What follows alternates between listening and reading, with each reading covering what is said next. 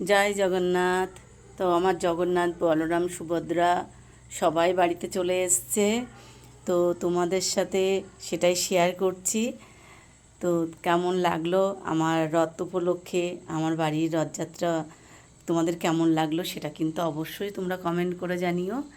আর সবাই যদি ভালো লেগে থাকে তো অবশ্যই একটা লাইক কমেন্ট শেয়ার করো। হরে কৃষ্ণ, রাধে রাধে। তো শুভরাত্রি, সবাই ভালো থেকো, সুস্থ থেকো, আর পরিবারের সবাইকে খেয়াল রেখো।